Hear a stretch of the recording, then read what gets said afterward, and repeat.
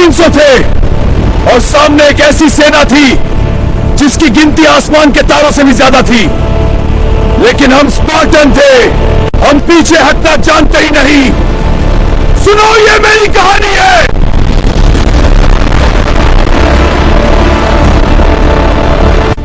सोचो, अगर सिर्फ 300 लोग लाखों की सेना के सामने खड़े हो जाएं, तो क्या होगा? क्या वो पागल कहलाएंगे या इतिहास लिख देंगे? 480 ईसा पूर्व, एक ऐसा समय जब दुनिया की सबसे बड़ी ताकत फारस अपने रास्ते में आने वाली हर चीज को कुचलती हुई आगे बढ़ रही थी। उसका राजा ज़र्क्सीस, जिसकी सेना इतनी विशाल थी कि उसके कदमों से धरती कांपती थी, और उसके सामने खड़ा था एक छोटा सा देश यूनान, और उस देश के अंदर एक शहर स्पार्टा, जहां से निकले सिर्फ 300 योद्धा जो जानते थे कि वे जीतने नहीं मरने जा रहे हैं। लेकिन फिर भी वे रुके नहीं। ये कहानी है साहस की, बलिदान की और उस युद्ध की जिसने इतिहास बदल दिया। 300 स्पार्टन्स, थर्मोपाइली का महायुद्ध। 480 ईसा पूर्व, उस समय दुनिया आज जैसी नहीं थी। न कोई आधुनिक देश, न कोई सीमाएं जैसी हम आज देखते हैं।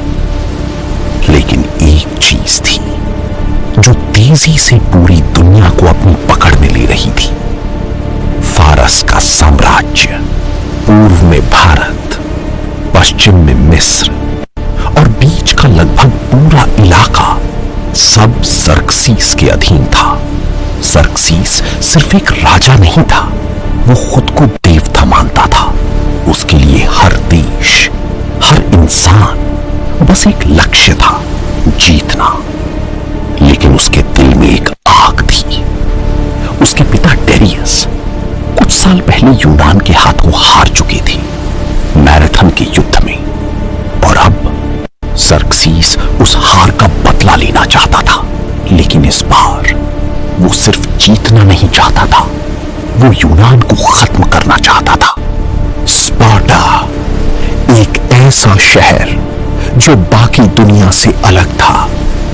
यहां लोग आराम के लिए नहीं, युद्ध के लिए जीते थे। जब एक बच्चा पैदा होता तो उसका स्वागत प्यार से नहीं बल्कि परीक्षा से होता था। उसे बुजुर्गों के सामने रखा जाता। अगर वो मजबूत होता तो उसे जीने दिया जाता, अगर नहीं तो उसे वहीं खत्म कर दिया जाता। क्योंकि स्पार्टा में कमजोरी एक अपराध थी। 7 साल की उम्र में बच्चे को उसके घर से अलग कर दिया जाता और उसे डाल दिया जाता था अगोजी में, एक ऐसी ट्रेनिंग जो इंसान को तोड़ देती थी और फिर उसे एक योद्धा बना देती थी। उन्हें भूखा रखा जाता, नंगे पैर चलाया जाता, ठंड में सुलाया जाता ताकि वे दर्द को महसूस करना बंद कर दें। उन्हें चोरी करनी पड़ती थी, लेकिन अगर पकड़ी जाती तो उन्हें सजा मिलती थी।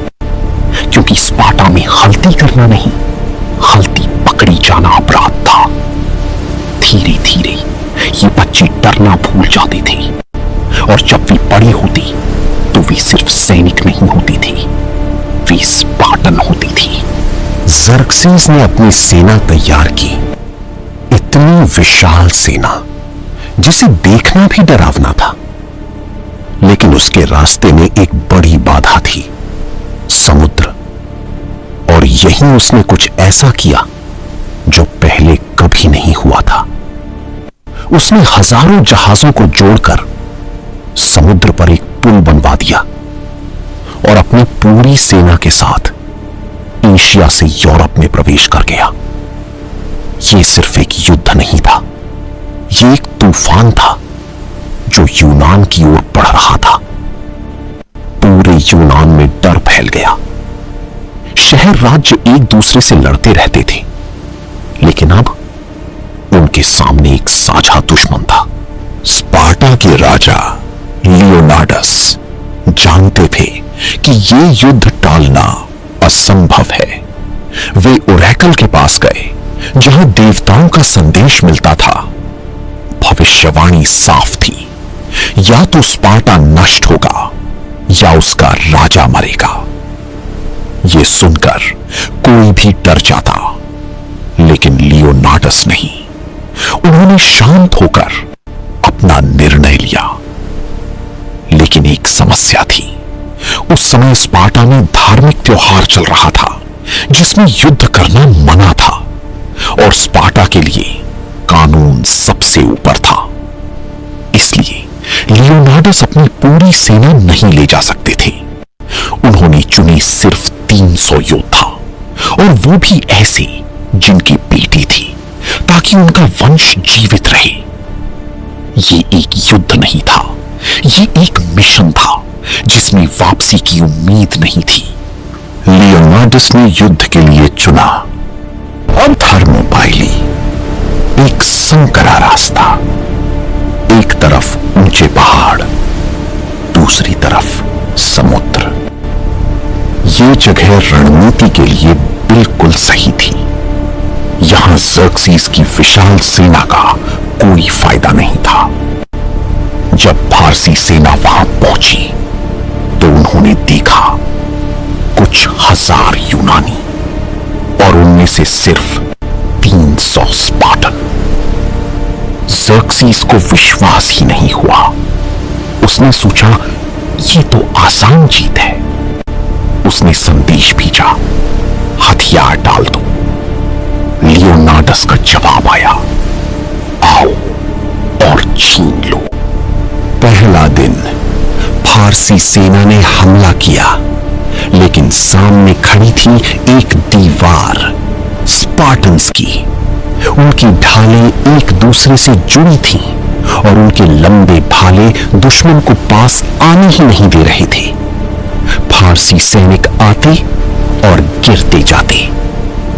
दूसरे दिन ज़र्क्सीस ने अपनी सबसे खतरनाक सेना भेजी, इमॉर्टल्स। ये वो सैनिक थे जिन्हें कभी हारते नहीं देखा गया था, लेकिन यहां वे भी रुक गए। 2 दिन तक ज़र्क्सीस सिर्फ अपनी सेना को मरते हुए देखता रहा। जब जीत नामुमकिन लगने लगी, तब इतिहास ने करवट ली। एक यूनानी एफियाल्टिस लालच में आ गया, और उसने ज़र्क्सीस को एक गुप्त रास्ता बता दिया, जो पहाड़ों के पीछे से होकर यूनानियों के पीछे पहुंचता था। अब सब कुछ खत्म होने वाला था। जब लियोनार्डस को यह पता चला, तो उन्होंने बाकी सेना को वापस भेज दिया, ताकि वे आगे की लड़ाई लड़ सकें। लेकिन वे खुद रुके रहे, 300 स्पार्टन्स के साथ। तीसरा दिन, यह युद्ध नहीं था, यह बलिदान था। उन्होंने आखिरी सांस तक लड़ाई लड़ी। जब उनके हथियार टूट गए, तो वे हाथों से लड़ी। जब हाथ भी जवाब दे गए, तो उन्होंने दांतों से लड़ना शुरू किया। आखिर में ज़र्क्सीस ने आदेश दिया, तीर चलाओ। आसमान तीरों से भर गया, और धीरे धीरे सब शांत हो गया।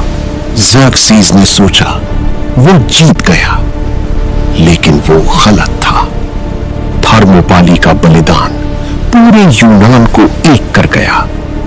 1 साल बाद प्लाटिया के युद्ध में यूनानियों ने फारसी सेना को पूरी तरह हरा दिया, और वहीं ज़र्क्सीस का सपना खत्म हो गया।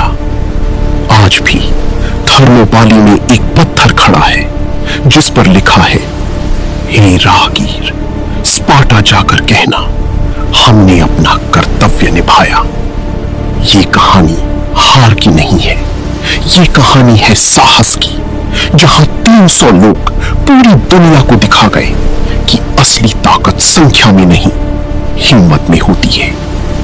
अगर वो गद्दार न होता तो क्या होता? क्या 300 स्पार्टन्स इतिहास बदल सकते थे?